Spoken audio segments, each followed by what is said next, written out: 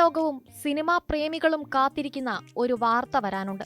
സംസ്ഥാന സിനിമാ പുരസ്കാര പ്രഖ്യാപനം. ഇക്കുറി 160 സിനിമകളിൽ നിന്നാണ് പോയ വർഷത്തെ താരങ്ങളെ തിരഞ്ഞെടുക്കുന്നത്. അതിനുമപ്പുറം ഒരു പ്രത്യേകത കൂടിയുണ്ട്. ഇക്കുറി മലയാള സിനിമയിലെ സീനിയേഴ്സും ജൂനിയേഴ്സും തമ്മിലുള്ള മത്സരം കൂടിയാണ് സംസ്ഥാന അവാർഡ്. 54ാമത് സംസ്ഥാന ചലച്ചിത്ര പുരസ്കാരം പ്രഖ്യാപിക്കാനിരിക്കെ സീനിയേഴ്സും ജൂനിയേഴ്സും തമ്മിലുള്ള മത്സരം മുറുകുകയാണ്. സിനിമാ ലോകവും സിനിമാ പ്രേമികളും ഏറ്റവുമധികം നെഞ്ചിടിപ്പോടെ കാത്തിരിക്കുന്നതും ഈ അഭിനയ കുലപതികളിൽ ആർക്കാകും നറുക്കുവീഴുക എന്നത് തന്നെയാകും.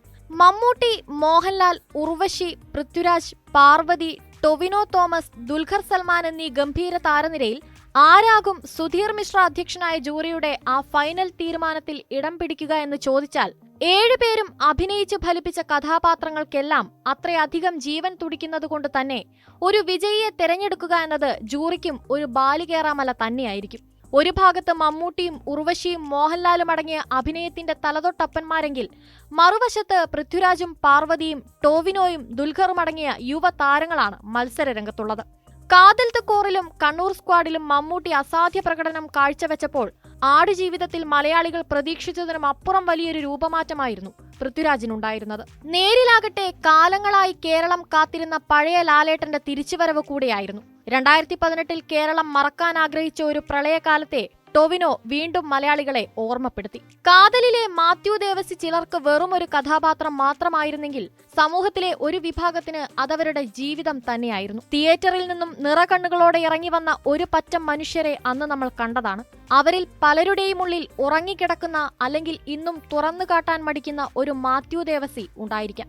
സമൂഹം അടിച്ചമർത്താൻ ശ്രമിക്കുന്ന ഇത്തരം മനുഷ്യരെ, അവരുടെ വികാരങ്ങളെ, വിചാരങ്ങളെ ഒക്കെ തുറന്നു കാട്ടുകയായിരുന്നു കാതൽ ദ കോറിൽ മമ്മൂട്ടി എന്ന മഹാനടൻ.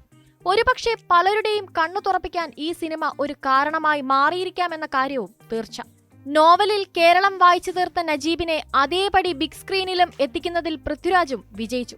നജീബിന്റെ മരുഭൂമി ജീവിതത്തിലെ ഓരോ ഏടും അതേപടി കാണികളിലേക്ക് എത്തിക്കാനും പൃഥ്വിരാജിലെ ആ അസാധ്യ അഭിനയത്തിന് സാധിച്ചു.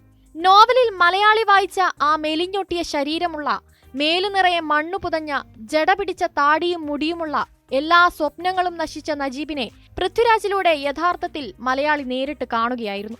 ആടുജീവിതം കണ്ടിറങ്ങിയ ആരും പറയും ഒരു മനുഷ്യന്റെ അല്ലെങ്കിൽ ഒരു കലാകാരന്റെ വർഷങ്ങളുടെ കാത്തിരിപ്പ് വെറുതെയായില്ലെന്ന്. കാരണം അതുവരെ നമ്മൾ കണ്ടുമറന്ന പൃഥ്വിരാജ് കഥാപാത്രങ്ങളോ കഥാതന്തുവോ ആയിരുന്നില്ല ആടുജീവിതത്തിന്റേത് എന്നത് തന്നെ. അതിലുമുപരി അതൊരു മനുഷ്യൻ ജീവിച്ചു തീർത്ത ജീവിതമായിരുന്നു.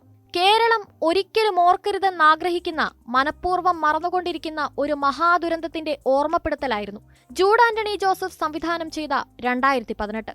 മലയാളികളുടെ അനുഭവം തന്നെയാണ് കഥാതന്തു എന്നതിനാൽ തന്നെ സിനിമയിലെ ഓരോ സീനുകളും മലയാളി ആസ്വദിക്കുകയല്ലായിരുന്നു, പകരം അനുഭവിക്കുകയായിരുന്നു. 2018 പ്രളയത്തിൽ നിന്നും കേരളത്തെ കൈപിടിച്ചുയർത്തിയ ഓരോ രക്ഷാപ്രവർത്തകരും ടോവിനോയുടെ അനൂപ് എന്ന കഥാപാത്രത്തിൽ മിന്നി മറഞ്ഞിരുന്നു. സിനിമ കണ്ടിറങ്ങിയ ഓരോ മനുഷ്യനെയും ഇന്നും ആ കഥാപാത്രം സ്വാധീനിക്കുന്നുവെങ്കിൽ നമ്മൾ ഓരോരുത്തരും കടന്നുപോയ ജീവിതം ആ കഥാപാത്രത്തിൽ ഉണ്ടെന്നത് തന്നെ. കിങ് ഓഫ് കൊത്തയും ഫാലിമിയും അടക്കം ഇനിയും മികച്ച സിനിമകളുടെ വലിയൊരു നിരയാണ് ബാക്കി നിൽക്കുന്നത്. നൻപകൽ നേരത്ത് മയക്കം എന്ന സിനിമയടക്കം 6 തവണയാണ് മമ്മൂട്ടി മികച്ച നടനുള്ള സംസ്ഥാന അവാർഡ് നേടിയിരിക്കുന്നത്. ഇത്തവണയും ജൂറിയുടെ അന്തിമ തീരുമാനത്തിൽ മമ്മൂട്ടി തന്നെയാണെങ്കിൽ അതിൽ അതിശയപ്പെടാനില്ല. ഉർവശിയും പാർവതിയും മത്സരിച്ചഭിനയിച്ച ഉള്ളൊഴുക്കിലും ജൂറി ആർക്കൊപ്പമെന്നത് കണ്ടു തന്നെ അറിയണം.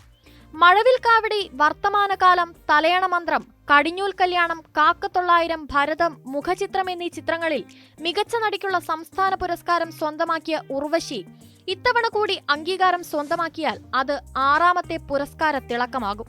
മുൻപ് 2 തവണ സംസ്ഥാന പുരസ്കാരം സ്വന്തമാക്കിയ പൃഥ്വിരാജും 2015-ലും 2017-ലും പുരസ്കാരം സ്വന്തമാക്കിയ പാർവതിയും മറുഭാഗത്തുള്ളതുകൊണ്ട് തന്നെ മത്സരം ചൂടുപിടിക്കുമെന്നതിൽ തർക്കമേ വേണ്ട. മത്സരം അവസാന ഘട്ടത്തിൽ എത്തി നിൽക്കുമ്പോൾ ഇവരിൽ ആരാകും മികച്ച നടൻ അല്ലെങ്കിൽ മികച്ച നടി എന്നതിൽ ഇന്നും ജൂറി പിരിമുറക്കത്തിലാണ്. അപ്രതീക്ഷിത പുരസ്കാരം എന്നത് എന്നും സംസ്ഥാന ചലച്ചിത്ര പുരസ്കാരത്തിന്റെ പ്രത്യേകത ആയതുകൊണ്ട് തന്നെ ഇത്തവണയും അതുണ്ടാകാമെന്നതും സിനിമാ പ്രേമികളെ ആശയക്കുഴപ്പത്തിലാക്കുന്നുണ്ട്. കാതൽ ദ കോറിലെ അഭിനയത്തിന് മമ്മൂട്ടിയും ആടുജീവിതത്തിലെ അഭിനയത്തിന് പൃഥ്വിരാജും തമ്മിൽ കടുത്ത മത്സരമുണ്ടെന്നാണ് റിപ്പോർട്ടുകളും വ്യക്തമാക്കുന്നത്. സുധീർ മിശ്രയും സംവിധായകൻ പ്രിയനന്ദനും അഴകപ്പിയും അടങ്ങുന്ന ജൂറിയും ലിജോ ജോസ് പെല്ലിശ്ശേരിയും NS മാധവനും ആനഗസ്റ്റിനും ശ്രീവത്സൻ ജെ മേനോനും അടങ്ങുന്ന പ്രധാന ജൂറിയും ഇത്തവണ നേരിടാൻ പോകുന്നത് വലിയൊരു പ്രതിസന്ധിയാണ്. മികച്ചതിലും മികച്ചത് ആരെന്ന് കണ്ടെത്തുക എന്ന പ്രതിസന്ധി. കാരണം ഇവരൊക്കെയും ചെയ്തു വച്ചിട്ടുള്ള കഥാപാത്രങ്ങൾക്ക് അത്രയേറെ ജീവനുണ്ട്, അർത്ഥമുണ്ട്, വലിയ ആഴമുണ്ട്.